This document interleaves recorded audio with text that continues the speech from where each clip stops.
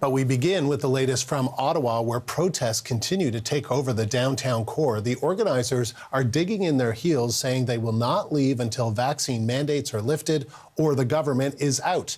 Our Evan Dyer joins us now live from Parliament Hill. And Evan, show us a bit of the scene. What does the protest look like today? Well, Andrew, it actually cooled down a little. It snowed overnight, so the city itself looks a little bit whiter and a little bit cooler. But other than that, the scene has not changed very much. People are really installed here and look very much prepared to stay, as they have for several days. We've seen less of a thinning out of the crowd. I think that did happen, of course, following the weekend. And on Monday, the crowds were noticeably thinner on Tuesday than just the day before. But since then, I think we sort of come down to a core group who are pretty determined to stay. We may start to hear some honking pretty soon, because the organizers have sort of arranged for the honking to be concentrated at the top and the bottom of the hour, every hour, not to be leaning on the horn all the time. So if that happens, that's what's going on. But certainly there's continued to be honking, a lot of honking at all hours, it must be said, in this protest. If we look down here, actually, let's just take a little look down to the side. I don't know if we can see there. There are families here. There's a baby in a stroller, and you know, people have come with campers. People have come with propane stoves and even wood-burning stoves. People have set up barrels to make bonfires on the street. Perhaps we can see one of those over there. So you know, people have basically created a kind of a little convoy village here in front of Wellington Street. And the complaints about inconvenience to residents have certainly been mounting. Not only inconvenience, but also in some cases, you know, some hostile, rude, aggressive behavior by some of the protesters. Some people say that they've been yelled at for not wearing masks in the street, for example. Other people say that people have barged into elevators with them unmasked and, you know, ignored their requests not to do that. So there has been quite a bit of tension between some local residents and some members of the convoy. I myself, actually, last night when I returned to my car, I found myself boxed in because was forced to park on the street. I can't get to my normal parking spot, and I had a pickup truck and a car box me in, which is the kind of inconvenience residents are experiencing. I must say that when I went and spoke to protesters about that, they all went looking for the owners of those vehicles, and the owner of a camper came up and opened a space for me, and they were quite apologetic. So it's a mixed bag, you know, and there are a lot of interactions happening between citizens and protesters, some better than others. Yeah. And can you give us a sense of how big it is? And I love your camera operator showing us, you know, giving us shots. Like, how much of an area, you know, do those trucks, is it mostly on Wellington Street? Does it go beyond? Do you have a sense of how many trucks, how many protesters are there, anything like that, just the scope of it all? It goes well beyond Wellington Street, I can tell you that. What we have is not one large truck encampment, but rather several around the city. So when the truckers first arrived, for people who know the city of Ottawa, the trucks were parked all the way from down at the other end of Wellington Street there, down by the Supreme Court, and all the way along Wellington Street going east to where the War Memorial is, the Rideau Centre, Chateau Laurier, and so on.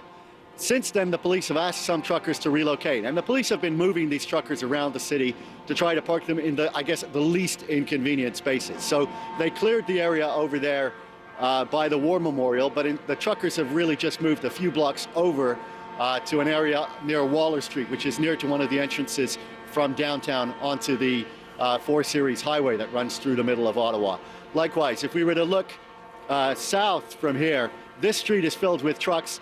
The next street over is actually not filled with trucks, but then if you go one more block, you'll see that it is, again, chock-a-block with trucks. And so there are some streets that have been held open, others have just basically been abandoned to the truckers, and that's really a mixed situation all around the city. But there are certainly truckers in residential areas. It's not just something that's affecting Parliament and government offices.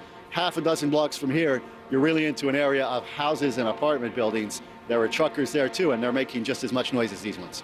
And what about emergency vehicles and emergency access, say, Evan? Like, I'm just trying to get a sense. Are there streets where there would just be no way for police or ambulance or fire to be able to get through because, you know, there's either trucks blocking it or there's tents or what have you blocking the way? I would say, I mean, obviously, if you look at Wellington Street here, there's no ambulance that's going to get through this. But at the same time, the north-south streets that come onto Wellington, and Michael's going to turn so we can see that now, those have been held open. So you can get to basically within a block of pretty much anywhere. Most of the streets where the trucks are parked, they might even be double parked, but they're still an open lane. So there has been some coordination between the protest organizers and emergency services to try to clear spaces for emergency vehicles.